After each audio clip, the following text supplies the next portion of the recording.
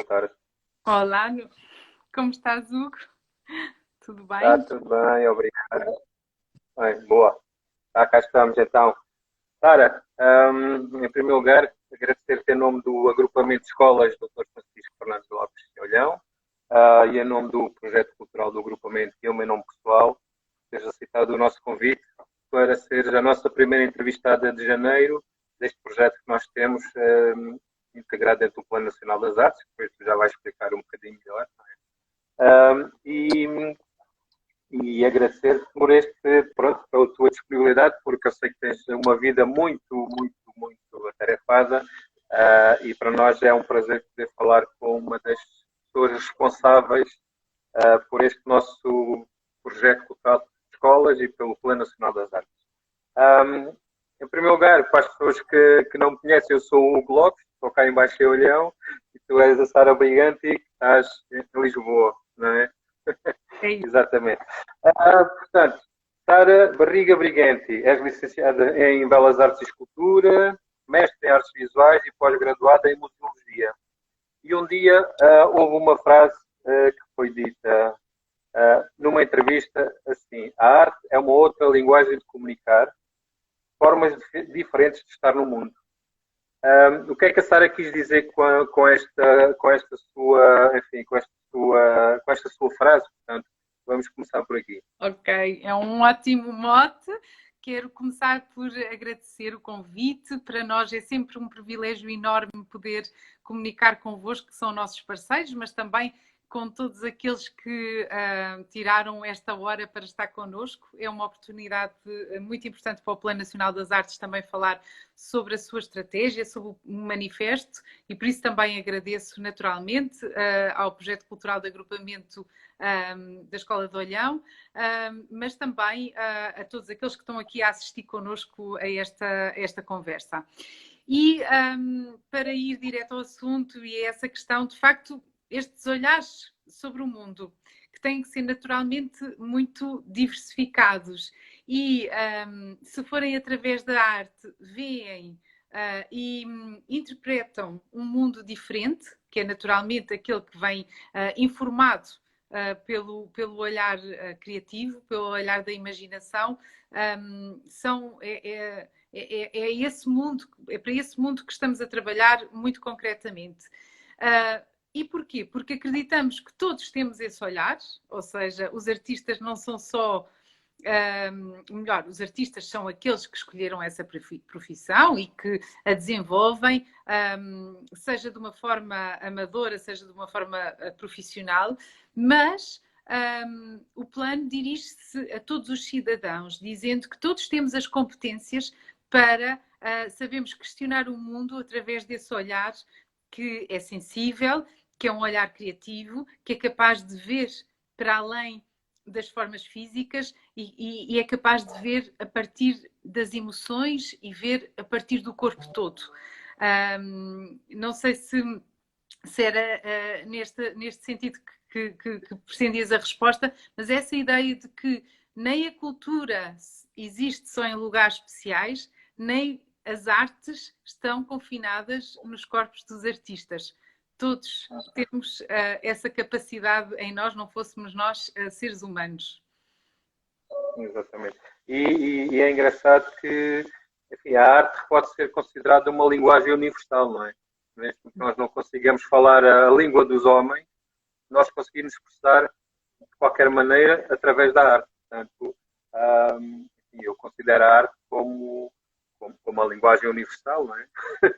Claro, quando o primeiro artista grafita nas paredes das cavernas através do sopro do seu corpo, não é? E do pigmento que extrai da natureza e desenha o contorno da sua mão e faz essa inscrição na parede, ele está a usar essa linguagem universal e que convoca todo o corpo, toda a imaginação e até a relação que ele tem com a natureza e com esse universo onde habita. Essa é uma primeira manifestação que nos esclarece imediatamente o quão universal é a arte em termos de linguagem. Muito bem.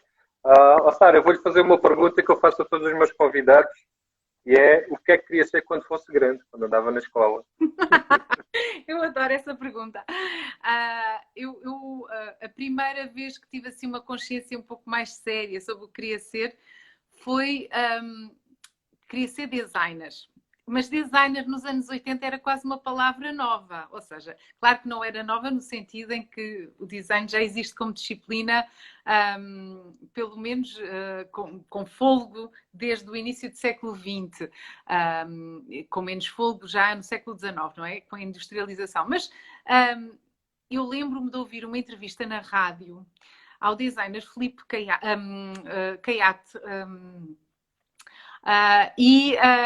ao designer gráfico e ficar muito fascinada com a maneira como o Henrique Caiate, peço desculpa, muito fascinada com a forma como ele falou desse seu olhar sobre o mundo e o que era isto de ser designer. E ao ouvi-lo e a pensar, esta é uma pessoa que é paga para ficar sentada a pensar e a ter ideias e a desenhar novas propostas para comunicar no mundo, eu pensei, é isto que eu quero ser. Eu acho que esta nova palavra, esta nova possibilidade de profissão é aquela onde eu me quero encaixar. E foi nessa senda que fui estudar design têxtil na Antónia Arroio, num curso técnico-profissional, ainda existia nessa altura, e adorei, mas aí percebi que o meu caminho era muito mais para as artes visuais e não tanto para o design, no sentido que me interessavam muito mais a liberdade plástica que as artes têm e que é muito diferente do processo de trabalho, o processo criativo de um designer. Mas foi assim, e entrei para as belas artes a achar que ia ser pintora e depois descobri que a escultura é que me fascinava. E depois, um pouco mais tarde, comecei a trabalhar em museus, porque me interessava todo este universo da arte contemporânea, não só como artista, mas também como alguém que pensa nessa relação com a arte contemporânea e nessa altura fascinei-me pelo mundo da educação e da mediação.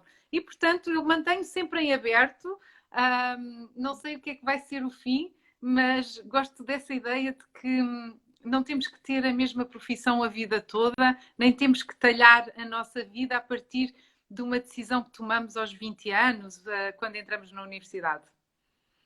Exato. Portanto, eu sei que a Sara é uma pessoa de sem medos, ou seja, eu ouvi uma entrevista sua em que dizia, se eu soubesse o que era, enfim, talvez a realidade, nunca tinha sido da minha zona de conforto e tinha ficado no meu trabalhinho o resto da minha vida, não é?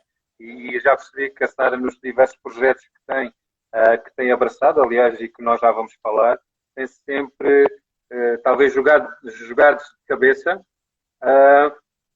com o intuito de fazer o melhor que sabe, não é? Portanto, nós não temos medo de arriscar, nós temos é que ter a certeza daquilo que vamos fazer e que vamos ser bons naquilo que fazemos, não é? Mesmo que não percebamos nada, como foi o caso do Museu do Dinheiro, não é? Nós depois já lá vamos. É verdade. Não, mas essa questão, e sem falar da história do Museu do Dinheiro, é mesmo uma característica minha, mas que eu tentei sempre passar aos meus alunos, porque eu fui professora durante muitos anos, e acho que uma vez professor, para sempre professor, nós nunca perdemos esse coração de professor, ele está sempre cá, mas que tentei sempre transmitir aos mais jovens, porque o medo é aquilo que nos agarra para esse lugar confortável, mas que nem sempre é o lugar da felicidade. Para arriscar é preciso sair desse lugar confortável e termos muita confiança em nós. E confiança também no mundo, confiança que as coisas vão correr bem. E, isto apela um pouco ao nosso lado otimista.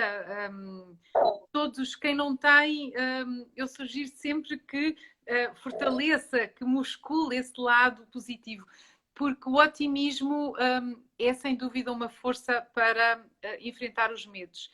E a minha experiência, felizmente, mas também devido a muito esforço, e nada que eu fiz na vida foi sem esforço, nada, disse-me que este caminho era o meu caminho e, portanto, não me arrisco em atividades físicas complexas, esse não é o meu mundo, mas o mundo onde a criatividade pode ser um trunfo. Esse sim, esse é o meu lugar de conforto e, portanto, como todas as áreas precisam da criatividade, todas as áreas precisam da mediação e todas as áreas precisam de empatia, eu acho que aí estou bem equipada para poder abraçá-las.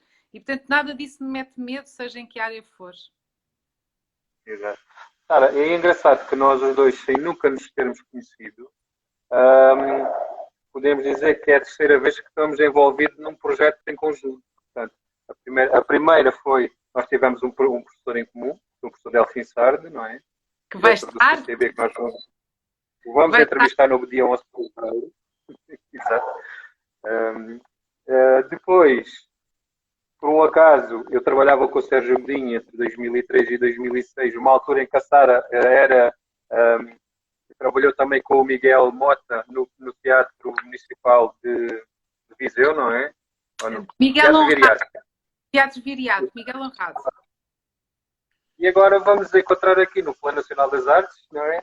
A Sara como subcomissária e eu como o coordenador dos projetos aqui em Baixo de Olhão.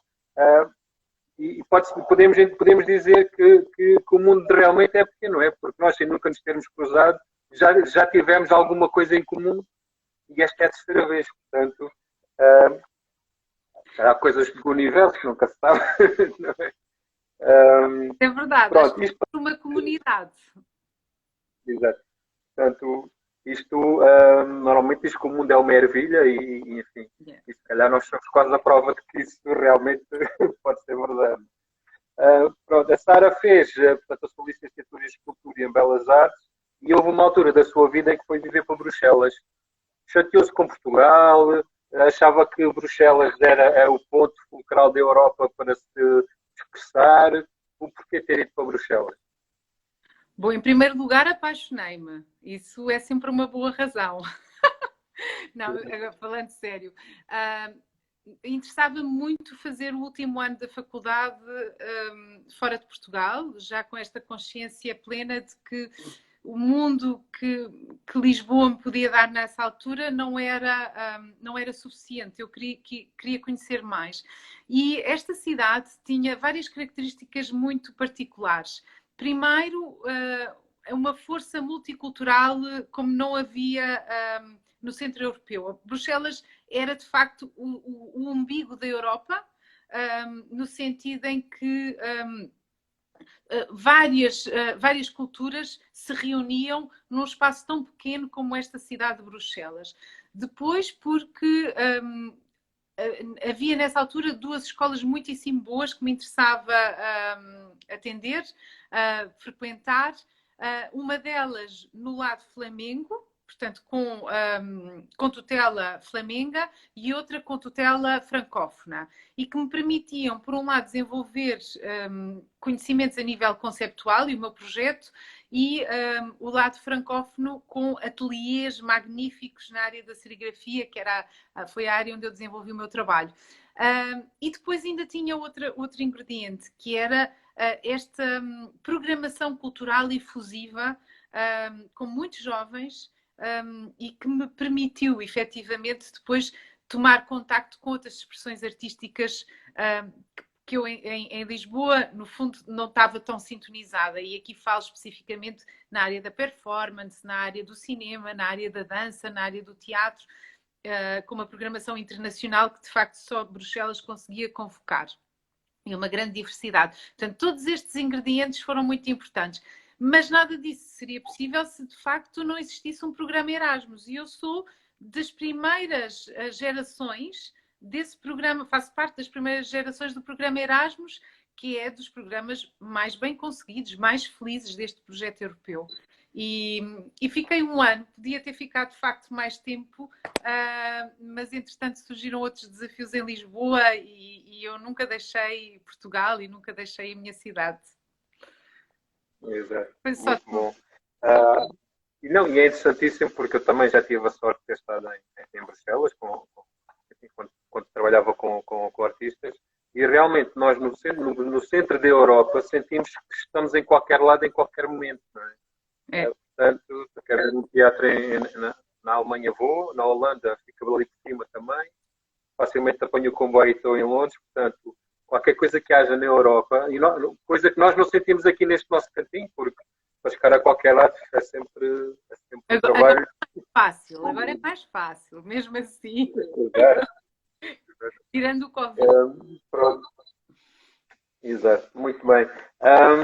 Portanto, e então a Sara volta a Portugal e faz uma coisa interessantíssima, que é manda uma carta para o Centro Cultural de Belém a dizer, eu estou aqui. Bem, essa pesquisa foi muito bem feita, Hugo. Foi mesmo assim, foi mesmo assim. Estou aqui, tenho este conjunto de conhecimentos e de experiências de vida e tenho muita vontade de experimentar a educação em museus. Era isso que me interessava muito na altura e, sobretudo, pensar como é que se pode mediar a arte contemporânea. A arte contemporânea ainda é, de alguma maneira, um bicho estranho, ainda tem alguma dificuldade em comunicar com todos os públicos, mas mediadas, todas as obras de arte são fascinantes. Às vezes a falta de mediação faz com que a gente não perceba que existe ali um ponto de interesse para todos. E então esse desafio era o desafio que me interessava abraçar. Como é que eu posso falar sobre o trabalho de um artista como o João Penalva, que é um artista conceptual, que o seu trabalho está muito ligado a um conjunto de narrativas, são narrativas pessoais, são narrativas que falam com todos nós, porque algumas delas são narrativas que nos são comuns a todos, mas cuja obra, se não tivermos pré-referências, pré-conhecimentos, talvez seja difícil de interpretar. O CCB era um espaço cultural absolutamente efervescente quando eu cheguei de Bruxelas. Estamos a falar de um centro cultural que tinha um orçamento absolutamente invejável, conseguia convocar as grandes exposições que estavam a ocorrer na Europa e no mundo na altura. Eu estou a falar do ano de 98, portanto, do ano da Expo 98, em que Portugal se apresenta ao mundo como um país que quer fazer parte dos países com alguma centralidade. Portanto, era um centro que já tinha a capacidade de chamar artistas jovens, artistas que pensavam o mundo nesta altura e, portanto, eram artistas que estavam muito disponíveis para trabalhar com esta equipa de mediação que eu fiz parte, tive o privilégio de fazer parte. Portanto, não só estudando o percurso e o trabalho destes artistas, mas depois tendo a possibilidade de reunir com eles, de conversar com eles. E quando falo de artistas, falo de curadores, falo de toda uma equipa muitíssimo jovem do Centro Cultural de Belém nessa altura. Por acaso agora estou a pensar, eu quando trabalhei, o curador Delfim Sardo não era diretor do CCB, ele depois veio a ser uns anos mais tarde, eu entretanto saí e fui trabalhar mais com a Gulbenkian.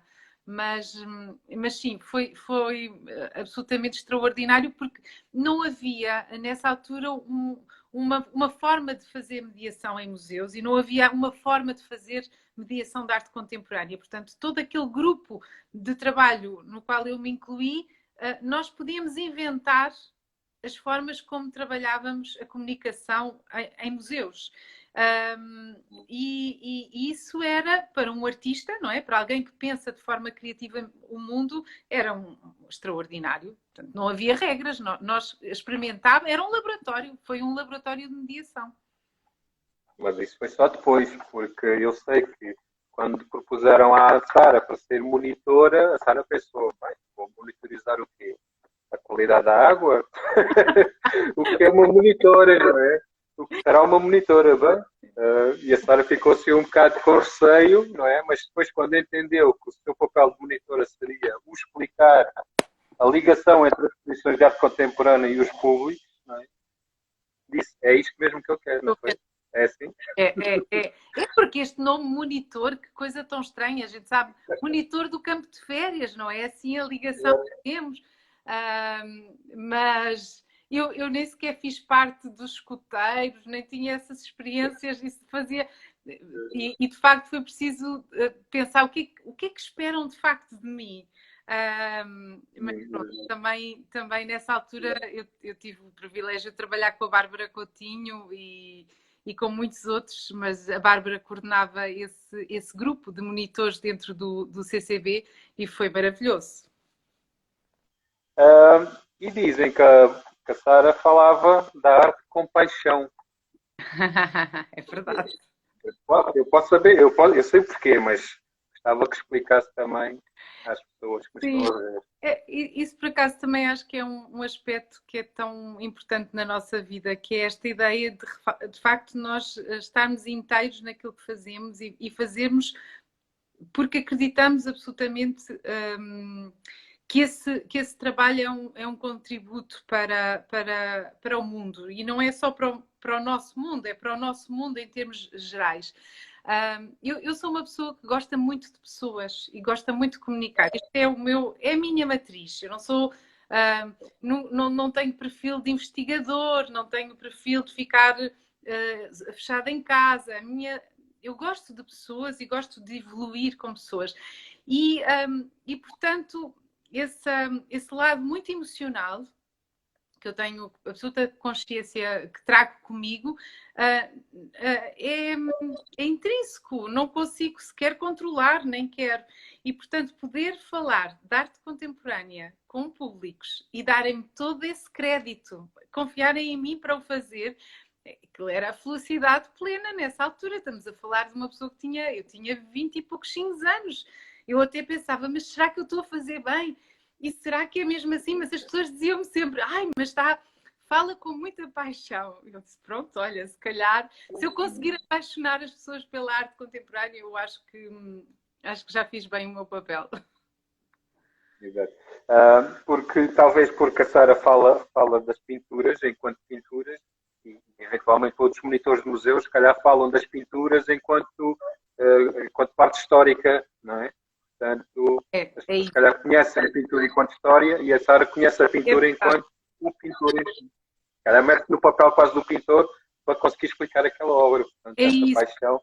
Eu acho que isso é super importante o que estás a dizer, porque eu sentia muito essa diferença com outros colegas, ou seja, de facto o trabalho de equipa é maravilhoso porque nos permite aprender com os outros aquilo que nós não trazemos, que não temos. E se em termos de uma consciência histórica muito consolidada que os meus colegas de história traziam, não é? Porque, claro, eram capazes de relacionar um conjunto de factos da história da arte com a história política, com a história de cada país. Eu não tinha esse conhecimento dessa forma. Mas, por outro lado, quando falamos do gesto do artista, quando falamos do processo criativo, quando falamos da forma como olha e pesquisa sobre o mundo, esse é, sem dúvida, um papel onde eu sei estar também, porque tinha trabalhado muito com artistas e eu própria durante muitos anos trabalhei como artista. E eu acho que sim, acho que essa maneira de falar da pintura, como estás a dizer, e a pesquisa foi muito bem feita, tem tudo a ver com comunicar de uma forma que é absolutamente intrínseca. Enquanto falamos, quando falamos a partir de uma disciplina que é a história ou de uma outra área de conhecimento, o discurso pode se tornar mais científico. Se falamos das nossas histórias pessoais, o discurso é interpessoal e muitas vezes as pessoas, é isso que liga as pessoas às pessoas, são as narrativas que nos são comuns e essa humanidade. Exatamente. Então, e uma pergunta pessoal. Quando a Sara fala do artista Paulo Briganti, também fala com paixão? Essa é mesmo pessoal. Sim, com muita paixão e acho que é um dos artistas mais extraordinários vivos portugueses. Eu sou muito fã do artista Paulo Briganti. Acredito que sim. Muito bem. Sara, quando saiu do Centro Cultural de Belém, foi para a Gulbenkian, certo? Sim. Fez o mesmo papel na Gulbenkian ou teve outros papéis? Não? Sim, era um outro público, era outro tipo de exposições, era uma outra instituição e como já falámos antes, eu gosto desta ideia de mudança e o que isso me podia permitir em termos até de criação de redes, de contactos que me pudessem ajudar a movimentar melhor nesta área no país. E, portanto, quando eu fui basicamente caçada dentro do museu, estava a fazer uma visita no CCB e houve uma curadora da Gulbenkian que veio ter comigo e disse: eu gostava que tu viesses trabalhar connosco para a Gulbenkian. E durante algum tempo eu fiz o trabalho nos dois locais e, para além disso, era professora. Como eu disse, eu nunca deixei de ser professora durante estes anos todos. E a dada altura estava a estudar e estava a fazer mestrado, já era muita coisa para gerir e eu escolhi ficar na Gulbenkian. E porquê? Porquê é que escolhi ficar?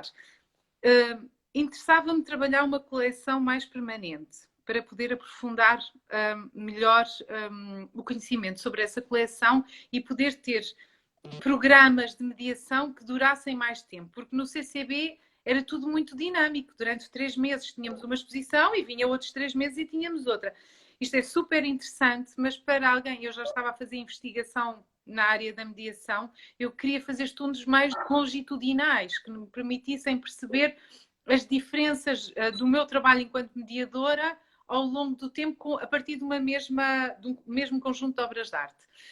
Por outro lado, gerou-se também um grupo de trabalho na Gulbenkian de outros mediadores que me fascinaram também muito.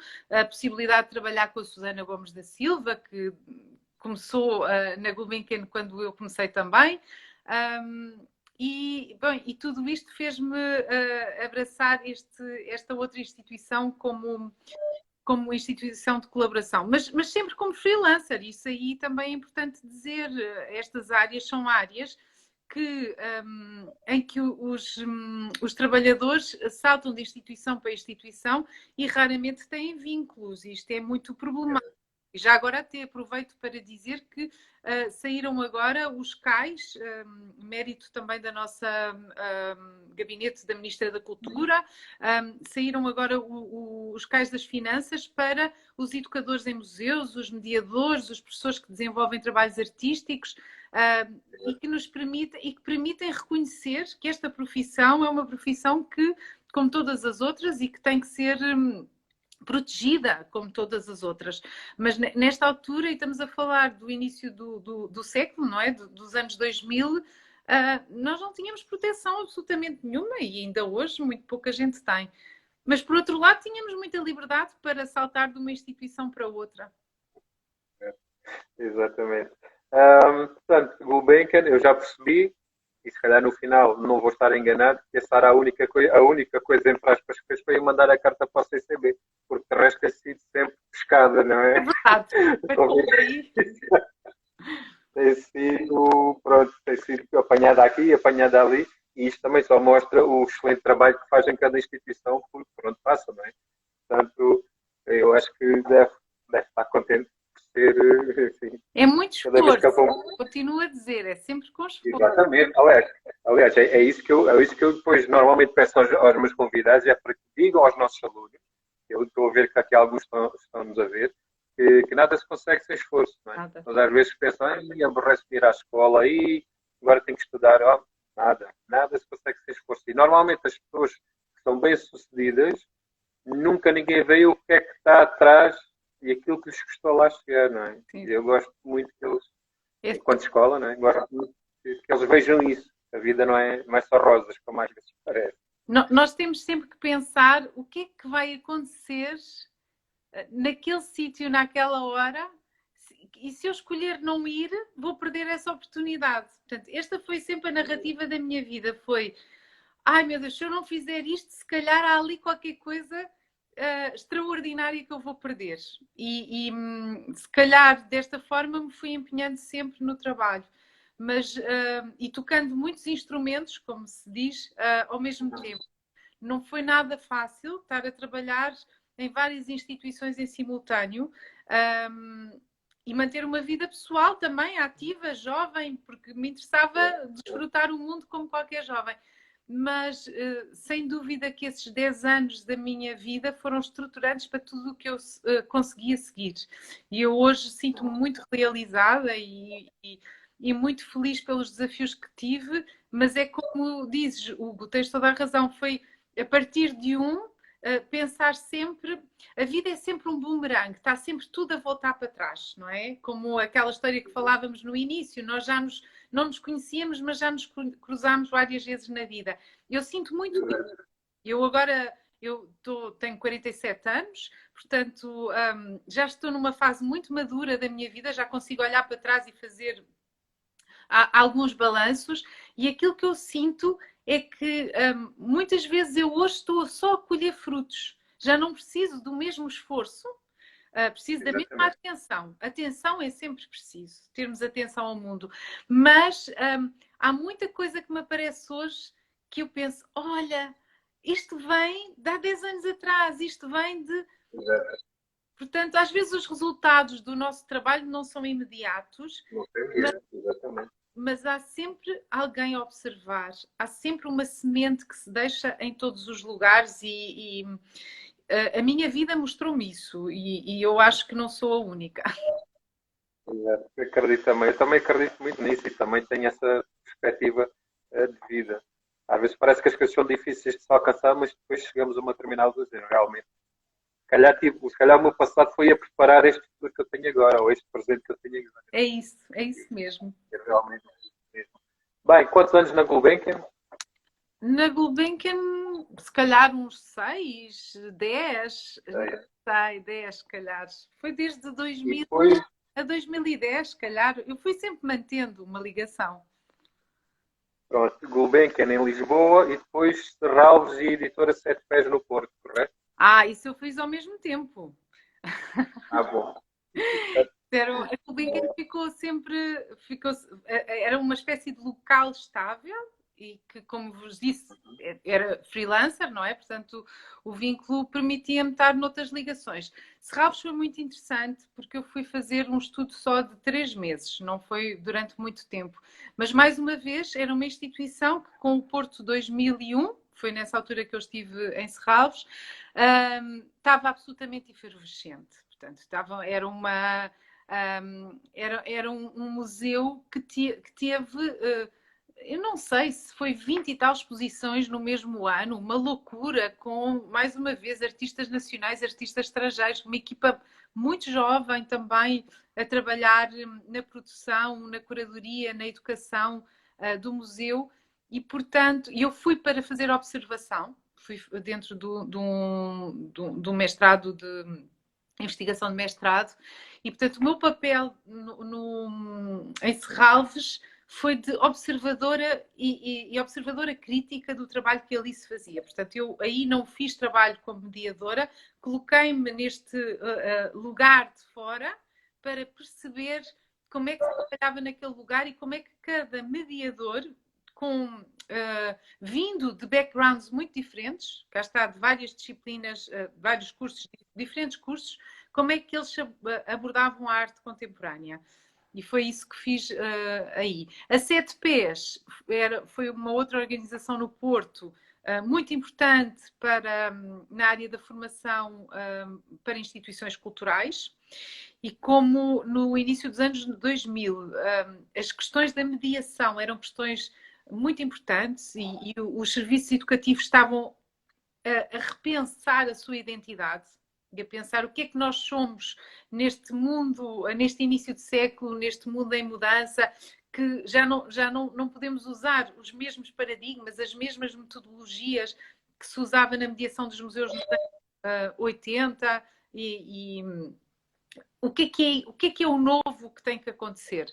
E esta organização, no fundo, fez-me um convite que me deixou muito amedrontada no início, que foi fazer a formação a uma série de instituições culturais sobre como é que se constrói, pensa e executa um serviço educativo.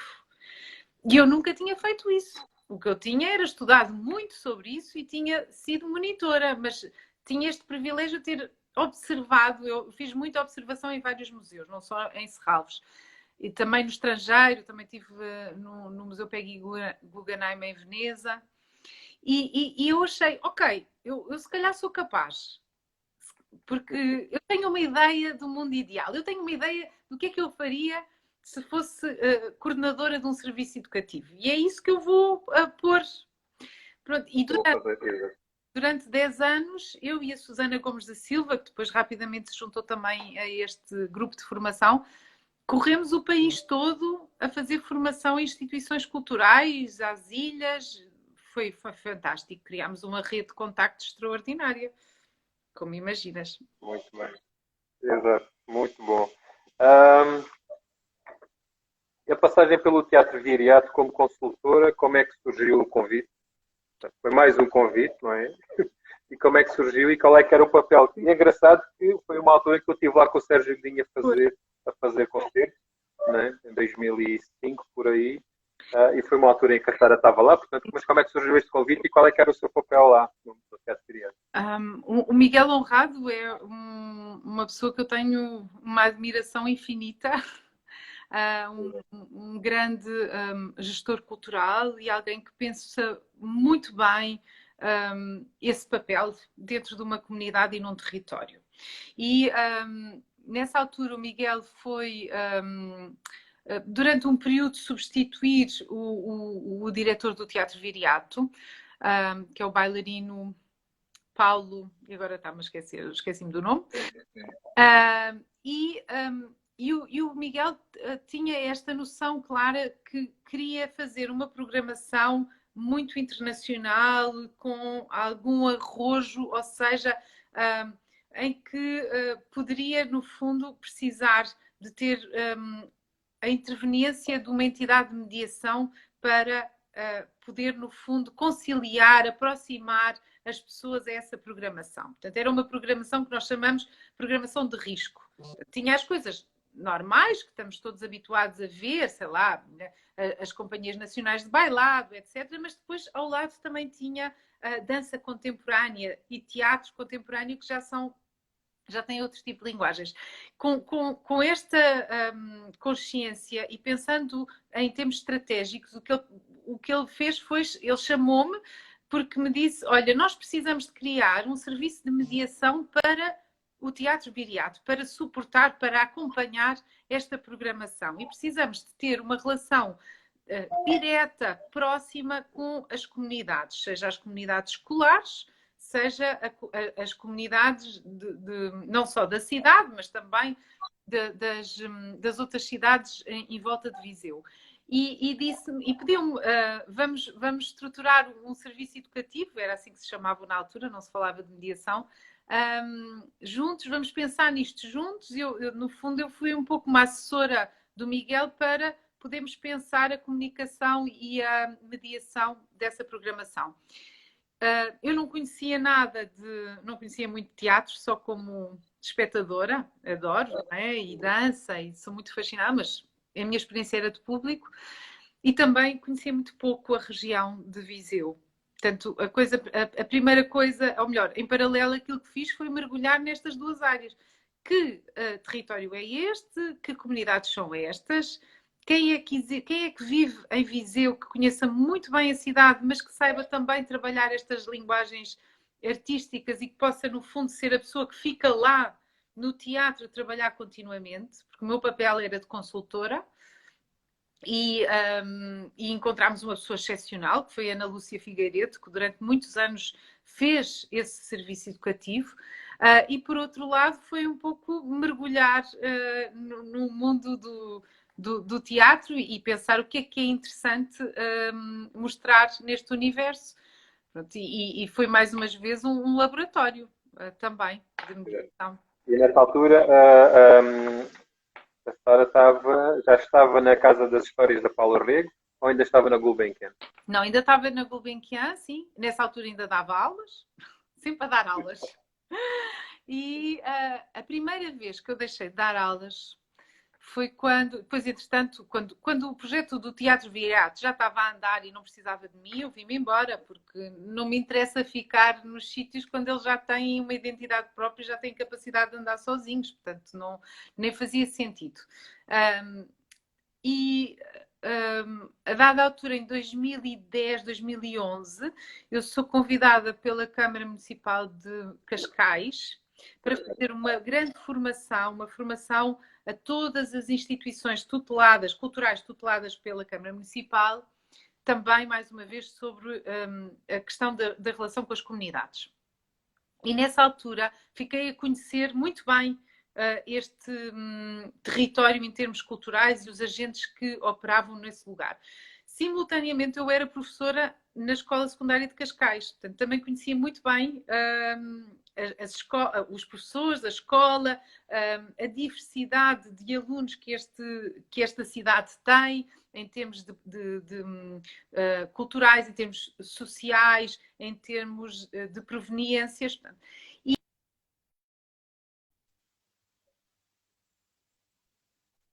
A possibilidade de poder, porque a Casa das Histórias tem uma primeira comissão instaladora, com a direção da diretora Dalila Rodrigues, mas que, entretanto, se essas funções era preciso criar uma nova equipa, e nessa altura fui eu que propus, fui propor, não foi chamada dessa vez, tinha muitas referências, mas quem foi escolhida como diretora foi Helena de Freitas, que trabalhava comigo na Gulbenkian, e eu disse: Helena, eu sou a pessoa que tu estás à procura. Eu conheço o universo do território, da comunidade, eu conheço o projeto, eu adoro o trabalho da Diego. Não é um trabalho nada fácil de mediar, é um trabalho que gera nas pessoas sentimentos muito contraditórios, foi super desafiante.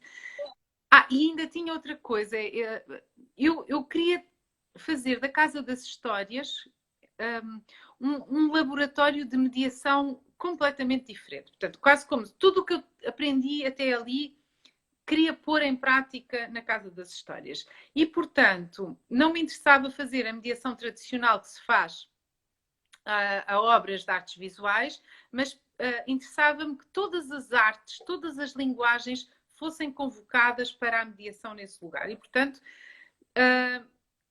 foi trabalhar com artistas da música, da dança, do teatro, da fotografia, com professores como mediadores também, com artistas visuais e sempre com uma perspectiva muito ativa da relação, ou seja, nunca assumindo que os visitantes são passivos, mas sempre pedindo que eles estivessem naquele momento, naquele lugar connosco, com uma postura muito ativa nessa relação.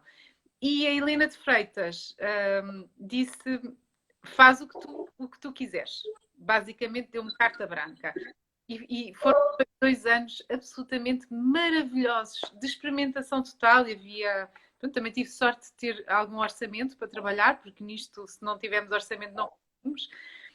Mas foi lindo trabalhar com artistas de todas as áreas ao mesmo tempo no mesmo museu. E a Paula Rego permite isto, não é? Ela é uma artista que permite convocar todas as linguagens. Foram só 2 anos. Diz? Foram só 2 anos. Foram só 2 anos. Só 2 anos. Porque infelizmente... Depois veio a Troika e o país ficou, as fundações foram todas cortinadas e a equipa, eu sabia que a equipa ia ser muito reduzida e o meu trabalho, como disse antes, não se faz sem um orçamento mínimo que permita estes diálogos. Eu comecei a pensar que se calhar os anos que iam seguir, se não ia conseguir trabalhar da forma como queria. Pronto, e nessa altura surgiu-me esta grande surpresa na vida, que foi o Museu do Dinheiro. O Museu do Dinheiro, como é que isso surge? Também gostava que explicasse um pouco o que é o Museu do Dinheiro, que eu já tive a felicidade de visitar, não é? Mas que explique às pessoas que nos estão a ver o que é e como é que surgiu o convite. Então, o convite foi também uma coisa muito inesperada na vida, não é? Eu sabia que não queria voltar à escola e isso podia estar no panorama com esta situação que estava a relatar na Casa das Histórias e a dada altura recebo este convite para ir a uma entrevista muito misteriosa de uma empresa que se chama Headhunting, são os Headhunters, não é? Era uma empresa de recursos humanos, dizendo que ia abrir um grande museu no centro de Lisboa, que queria ter um trabalho muito forte na relação com as comunidades e muito dentro da linha absolutamente contemporânea, na maneira como se fala e comunica com as pessoas hoje, e que era um grande projeto arquitetónico também. E se eu estaria disponível, e eu, quer dizer, com estes ingredientes todos, ainda por cima, quer dizer, a perceber que se calhar as coisas na Casa das Histórias não iam continuar a correr como estavam a correr na altura, pensei, fantástico, porque não? Pronto, e só para aí na terceira reunião é que eu percebi que era um museu chamado Museu do Dinheiro. E fiquei assim, um bocado tipo, oh, que pena, eu isso já não sei se sei fazer. E estas pessoas fantásticas que estavam lá a entrevistar-me disseram: não, mas leve estes catálogos da coleção, pense nisto e vai ver que se calhar vai fazer sentido. E eu cheguei a casa e deixei 2 catálogos de moedas em cima da mesa da sala e fiquei um pouco... não os abri de imediato. Acho que fiquei um pouco perplexa, não estava mesmo à espera. Eu achava que era um museu mais ligado às minhas áreas, não é? Porque me tinham chamado, pensei que estivesse ligado às áreas das artes. E quando abri o catálogo, pensando que aquilo não me ia dizer nada, porque francamente achei que não era para mim. E comecei a ver todas as moedas gregas e romanas, as moedas medievais, as moedas do Renascimento. E eu olho para aquilo e digo assim, bem, isto é escultura, isto é história de arte. Também é muito mais do que isso. É toda a história monetária. Mas esta coleção, efetivamente, é uma coleção de objetos que têm toda a arte lá dentro e que falam...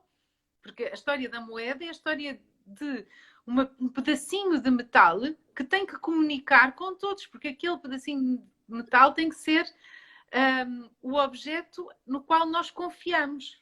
Porque aquilo, muitas vezes o metal não tem um valor equivalente em bem, ou seja, ele diz que vale qualquer coisa, mas nem sempre vale essa coisa em si. Portanto, eu fiquei muito fascinada com a coleção, pedi para ver melhor e depois percebi que aquilo que esta instituição, que era o Banco de Portugal, depois na altura percebi qual era, queria de facto um programa de arrojado. Havia esta premissa de que este grande projeto era um projeto para a comunidade, era um projeto para todos e que tinha que saber de comunicar com todos, mesmo que a matéria soasse complexa, não é? História monetária e literacia financeira, e que fosse um projeto modelo, onde nós pudéssemos fazer o melhor que sabíamos. Quer dizer, e todos estes ingredientes para mim soaram-me lindamente. Depois fui visitar o espaço, Baixa Pombalina, o arquiteto Gonçalo Birne, o grupo de projetistas do museu, também de uma qualidade e de um arrojo e de uma inovação completamente fora do comum. Nessa altura, estamos a falar de 2010, 2011, peço desculpa, com um projeto já de multimédia que não havia nenhum museu em Portugal com aquela proposta em termos das interações digitais. Pronto, e isso tudo, para mim, foi fascinante. Foi dizer, ok, vamos lá, deixa-me lá estudar a história monetária, porque eu não tenho que ser especialista nesta área. Eu tenho que saber olhar criticamente. Transmiti-la, talvez, não é? Sim, porque é um projeto de museografia, de comunicação e de mediação. E nisso eu sei, portanto, eu não vou ser a especialista que conta a história daquela moeda. Eu vou ser alguém que diz esta moeda, para ser destacada, para chamar a atenção, tem que se ver a história dela e tem que se ver quais são os aspectos desta história que vão ligar todas as pessoas a esta moeda e à sua história. Basicamente, não são os objetos, são as histórias que nos importam. E nisto estamos a falar de 6 anos de trabalho em que transformamos um conjunto de intenções, de palavras, num conjunto de ações que hoje são o Museu do Dinheiro. Aqueles interativos todos, são aquelas vitrines, é a programação que lá está. Exatamente. E aquele museu tem duas coisas interessantíssimas. A primeira é que tem uma muralha de Dom Dinis. Não sei, a Sara já me vai dizer a profundidade, não é?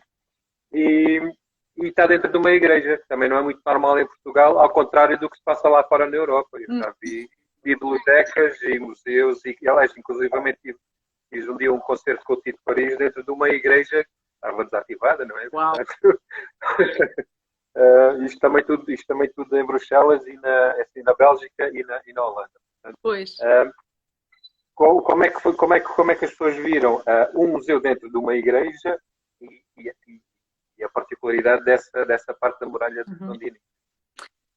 Olha, a particularidade da muralha não estávamos nada à espera, se bem que quando se escava um bocadinho em Lisboa encontra-se sempre qualquer coisa, não é? Essa muralha é uma muralha que no fundo cercava Lisboa no século XIII e é uma das cercas de Lisboa. Sabia-se que ela havia de passar por ali e de facto passava.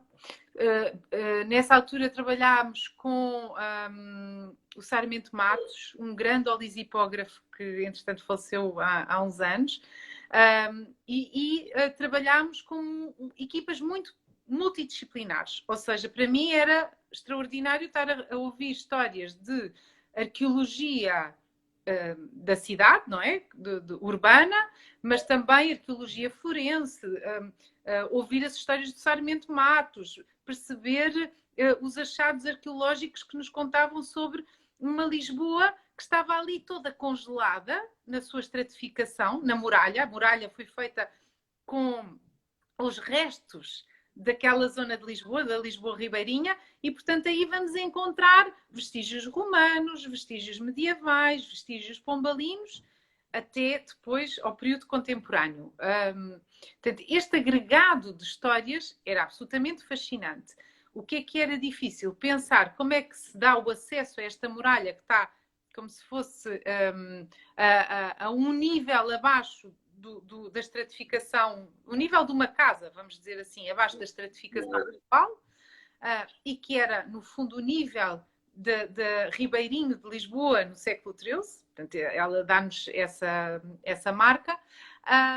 Mas pensar como é que se dá acesso no museu a este património, a este monumento, que é monumento nacional, tinha que se dar o acesso. Como é que se conta esta história em que no fundo nós temos um muro, que é um muro que conta muita coisa, mas que não é mais do que um muro. E todos nós sabemos o que é uma muralha, não é? Olhamos e dizemos, isto é um muro. Aqui a mediação tinha que ser tão poderosa que contasse porque é que este muro é absolutamente determinante para eu saber mais sobre a minha cidade e sobre os hábitos das pessoas nesta cidade ao longo de todos estes séculos. E aí, mais uma vez, contámos com o conhecimento de uma equipa multidisciplinar que nos foi contando e dando os conteúdos e depois com os interativos que nos permitiam visualizar, porque as pessoas precisam, quando os conteúdos são demasiado abstratos, abstratos no sentido da sua complexidade, se tornam muito complexos, ou quando os conteúdos se tornam muito estranhos, muito distantes do nosso cotidiano, nós precisamos, para além de ouvir, precisamos de ver e precisamos de ouvir. Precisamos quase de ser imersos e colocados nesse contexto sobre o qual estamos a falar. E foi nessa premissa que pensámos numa museografia que tinha que ter imagem, tinha que ter som, tinha que ter cheiro, e o cheiro era o próprio cheiro daquele lugar, era um sítio, estamos numa catacumba de um edifício, e era preciso envolver todos os sentidos nesta mediação. Pronto. E mais uma vez, eu estive inserida numa equipa de criativos extraordinários, liderado pelo Francisco Providência, o Gabinete de Design, mas também ela uma equipa de comunicação multidisciplinar. Portanto, de repente é o que eu estou sempre a dizer. Nós sozinhos somos capazes de alguma coisa, mas juntos somos capazes de mudar o mundo. E as pessoas maravilhosas com quem eu trabalhei é que me dão esta visão muito alargada, com muitas especialidades. Não... Nós cada um sabia muito de uma coisa e podíamos e partilhávamos. Mas pronto, estes anos no Museu do Dinheiro foram muito fascinantes por essa descoberta toda. Exato. E está muito bem no Museu do Dinheiro e de repente recebe um convite do Paulo Pires Duval para trabalhar no Plano Nacional das Artes. Aí foi mesmo, oh meu Deus! Nota grande. Essa foi uma decisão muito difícil. E muito difícil, mas eu vou explicar porque é que depois me fez sentido. Eu trabalhei com o Paulo Pires Duval, eu convidei-o para algumas exposições que fiz no Museu do Dinheiro como comissário e gostei imenso de trabalhar com ele e já era muito fã do trabalho dele enquanto comissário, enquanto filósofo, enquanto pensador e enquanto comunicador. Portanto, estamos a falar de alguém com quem eu tenho já tinha uma grande sintonia de pensamento e de trabalho. E por outro lado, o Museu do Dinheiro, eu já tinha feito um conjunto, já tinha instalado um museu, que era, no fundo, foi a grande encomenda que me fizeram quando cheguei. A segunda encomenda é fazer com que este museu seja um dos museus mais centrais no país, mais importantes. Conseguimos números de público extraordinários. Consegui trazer as artes para o Museu do Dinheiro, esse era um objetivo pessoal, porque eu sei que a linguagem das artes é uma linguagem que comunica muito bem e nunca me interessou fechar o Museu do Dinheiro a uma linguagem que tivesse apenas, que comunicasse apenas ou para numismatas ou para historiadores de história económica ou para pessoas ligadas às finanças ou à economia, não. A ideia era fazer do Museu do Dinheiro um museu para todos. Isso também estava alcançado. Ou seja, esses objetivos todos tinham sido alcançados. Portanto, aquilo que eu tinha para fazer no museu era dar continuidade a este trabalho. A equipa estava formada, é uma equipa extraordinária, ficou lá, está a trabalhar muitíssimo bem. E quando o Paulo Pires Duval me pergunta se eu quero voltar às artes e à educação como política, criando um plano de política pública, apesar de eu estar muito confortável onde estava, eu pensei, isto agora sou eu que tenho que devolver também. Ou seja, tudo o que eu aprendi, tudo o que eu fiz, todas as pessoas que me ensinaram tanto, este é o momento de eu devolver, através do que sei e do que aprendi, e dar esse contributo. E pronto, e foi assim que saí eu sou funcionária do Banco de Portugal, eu tenho uma mobilidade no Plano Nacional das Artes, portanto agora estou deslocada para fazer este plano e esta estratégia, mas é quase como se de repente todo o trabalho que fiz confluísse para este plano. Eu sinto muito isso e a minha entrega foi total nessa premissa, pensando, de facto, nós precisamos de um Plano Nacional das Artes que mostre que a cultura está em todos nós, que as artes estão connosco e que nós... E ensinar, sobretudo, transmitir esta ideia de que um mundo que não tem as artes é um mundo que pode ser vivido, mas que se calhar não vale a pena ser vivido da mesma maneira. E eu costumo dizer... É como um jardim sem flores, não é? Diz? É como um jardim sem flores, ou seja, um mundo sem arte é como um jardim sem flores. É isso. Eu costumo usar muito o exemplo da música e do rádio, não é? Acordar de manhã e ligar o rádio e ouvir música. Isto parece que é tão natural, não é? Que está lá sempre, à nossa espera. Está porque houve um compositor, um intérprete, uma equipa de técnicos, músicos e a rádio, e o locutor, e quem escolheu, tudo isto são disciplinas que estão ligadas às artes e à criação e à comunicação e que conspiraram para que eu tocasse no botão e ouvisse uma música que me deixa feliz, que me dá sentido naquela manhã. E a arte é isto mesmo, é aquilo que nos ajuda a dar mais sentido ao nosso mundo. Isto sentiu-se muito na pandemia. Eu acho que quando ficámos todos fechados, se não tivéssemos os filmes e as Netflix e a música e os livros e tudo aquilo que nos inspira, que nos dá mundo, que nos põe para fora das portas e que nos faz sair da nossa casa, tudo isso nos ajudou. Eu espero que as pessoas tenham consciência da importância das artes na vida de todos, mas não seja porque tivemos todos esta experiência comum tão difícil de ficarmos fechados. Sara, fala-nos um bocadinho então do que é o PNL, o Plano Nacional das Artes, e qual a sua importância para as escolas. Sim. Então, agora assim nesta reta final desta nossa conversa, que já está longa, o Plano Nacional das Artes é esta estrutura de missão que tem 10 anos para se implantar no território e que tem a premissa de fazer chegar as artes, a cultura e o património a todas as comunidades, às pessoas. Num país que é absolutamente desigual, em termos de acesso e mesmo nas suas características sociais, económicas e até ambientais, é um grande desafio. E pensar nesta imensa escala obrigou-nos a pensar de uma forma muito estratégica com muitos parceiros, pensando, nós não vamos fazer isto sozinhos, vamos fazer isto entregando aos nossos parceiros uma estratégia na qual todos acreditamos e na qual todos vemos um bem comum. E é aqui que se ancora, esta é a âncora do Plano Nacional das Artes.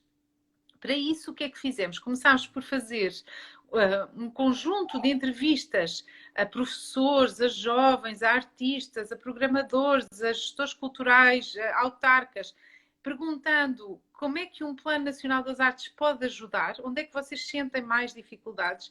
E criámos então este manifesto com um conjunto de premissas, mas também uma estratégia para chegar a esse fim. Com o objetivo do plano, o objetivo muito...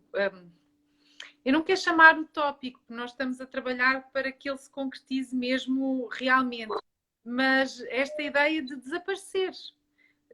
O que nós queremos é que em 2029 o Plano Nacional das Artes já esteja completamente assimilado pelas instituições, pelos parceiros com quem nós trabalhamos e não seja necessário criar uma estratégia, porque cada território, cada comunidade é capaz de construir essa estratégia. Isto tem tudo a ver com o princípio da democracia cultural, em que nós partimos do princípio que todos temos qualquer coisa a entregar ao mundo e a construir.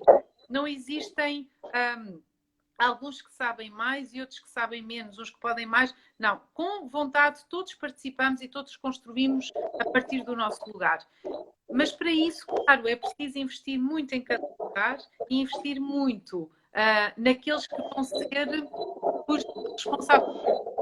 E aqui centramos o nosso público-alvo nas escolas, porque as escolas permitem-nos chegar aos mais jovens, às crianças e aos jovens, pensando que, por um lado, toda a educação de uma criança é feita por toda a aldeia, ou seja, precisamos de todos para educar a criança, portanto, temos de trazer para dentro da escola todos estes parceiros, mas, por outro lado, é na escola este lugar seguro, onde se cresce, se aprende e sobretudo, aprende a ser cidadão.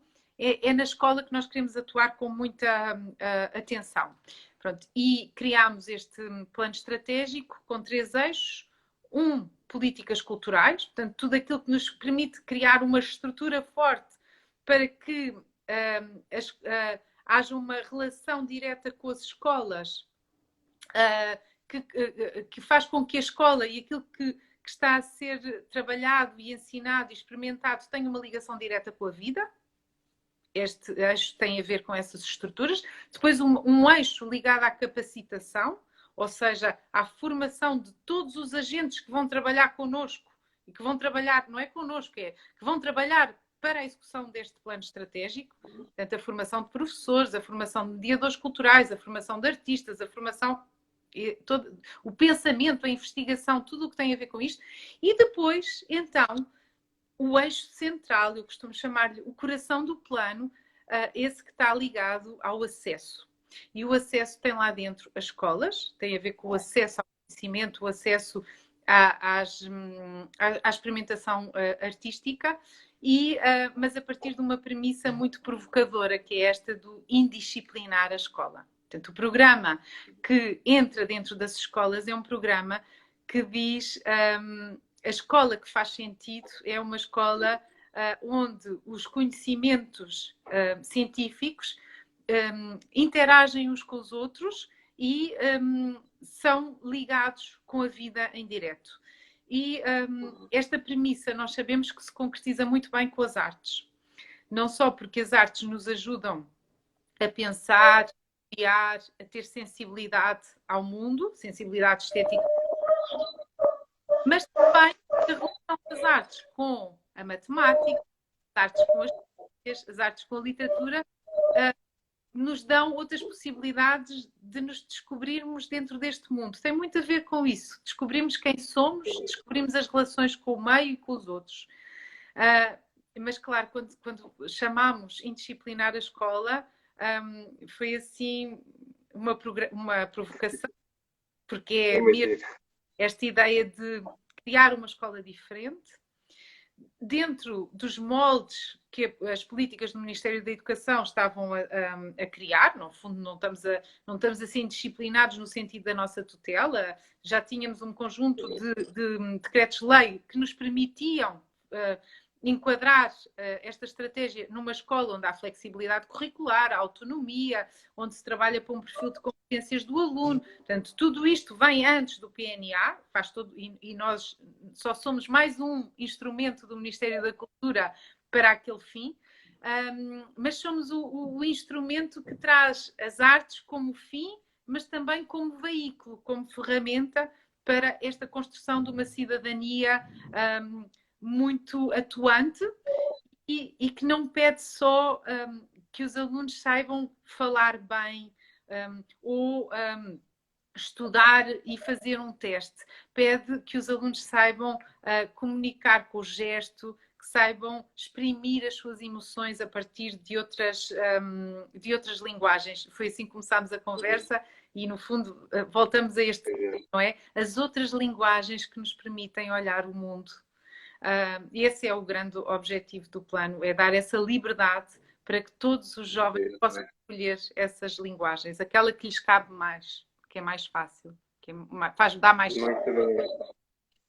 Sara, e falámos de uma coisa, nós estamos mesmo quase a terminar, falámos de uma coisa que foi a pandemia. Portanto, isto quando começou, nunca ninguém pensava que ia ter uma pandemia, não é? No entanto, os projetos culturais que estão a ser desenvolvidos, onde nós nos incluímos, mesmo em pandemia, conseguem desenvolver alguns projetos, uns tiveram que se reinventar, foi o caso destas nossas entrevistas. Sim, sim. Isto surgiu, as entrevistas eram para serem em presença com os alunos e tivemos que fazer desta forma assim.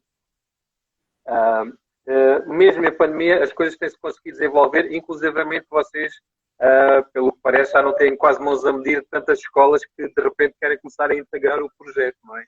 Portanto, a pandemia é um problema, mas não tem sido um problema para cada vez mais escolas cooperarem convosco. Como é que tem sido este vosso trabalho enquanto coordenadores, não é? Que vocês agora? Sim. Eu acho que a pandemia, mais uma vez, volto a dizer, abriu-nos os olhos para aquilo que nos importa na vida, não é?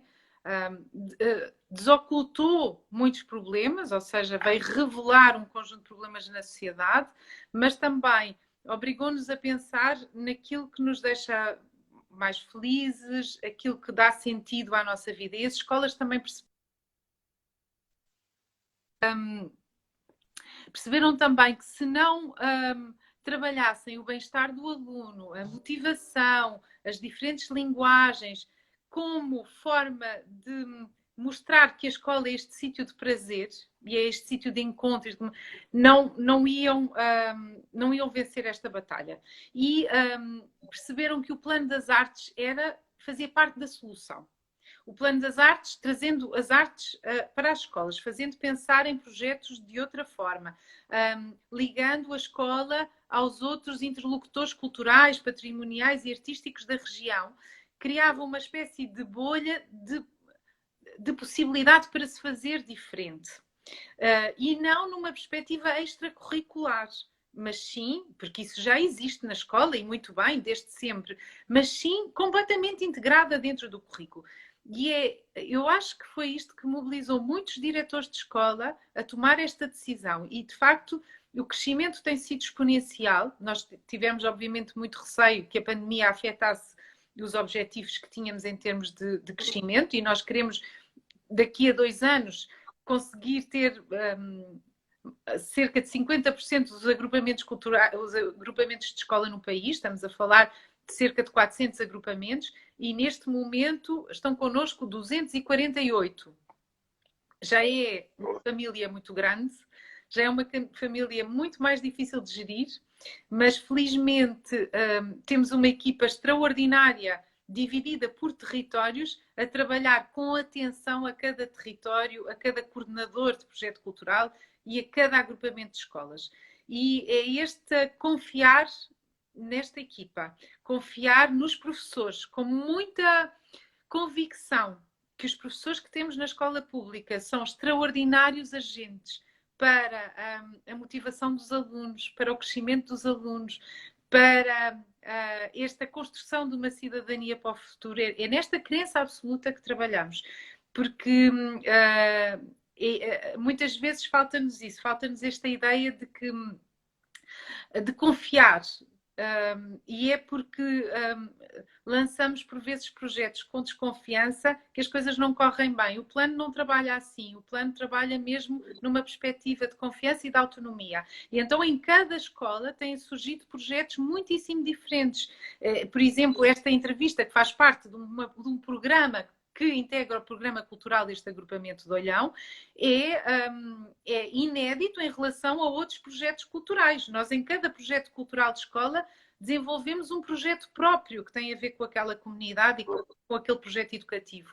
E isto é muito belo, é mesmo das coisas mais fascinantes do plano, é a ideia de que não há uma norma, não há um fazer que tem que ser regrado ou que está mal. Não, não. Nós trabalhamos com aquilo que a escola, os professores, os artistas nos dão como o seu mote e a sua motivação. E isto acho que é, se calhar, o segredo de um trabalho em equipa que tem dado frutos muito positivos, mesmo em tempo de pandemia. Exatamente. Sara, muito obrigado em meu nome pessoal, em nome do agrupamento, do professor Idalécio, que é o nosso diretor, e do Pedro Ramalhete, que é o nosso coordenador. Obrigado por ter aceitado o nosso convite, não é? E cá esperamos outra vez um dia que possa. Deixa-me dizer uma coisa final que eu acho que tu incorporas muito bem e que é uma das grandes mensagens do plano. Nós acreditamos que uma comunidade educativa não se completa se não tiver também um agente cultural. Este agenciamento do programador cultural, de alguém que é o interlocutor de cultura na escola e que é aí na escola também um elemento fundamental para fazer com que a escola seja efetivamente um polo de cultura, porque a educação é cultura e a cultura é educação, é fundamental. E então estamos muito felizes que o Programa Nacional de Promoção do Sucesso Escolar tenha investido, como investiu no Plano Nacional, nesta proposta do Plano Nacional das Artes, de criar em cada escola a possibilidade de termos um artista residente. E é nessa qualidade que tu estás a fazer esse trabalho extraordinário aí em Olhão. Obrigado. E não é mesmo, nós é que agradecemos, porque através desta iniciativa provamos que uma escola precisa de pelo menos um artista para completar a sua equipa e a sua comunidade. E pronto, e tu incorporas isso, eu também te quero agradecer esse empenho e esse trabalho incrível. Obrigado, Sara. Muito obrigado e até uma próxima oportunidade. Sim, um abraço a todos. Tchau. Boa tarde. Também. Deus. Obrigado.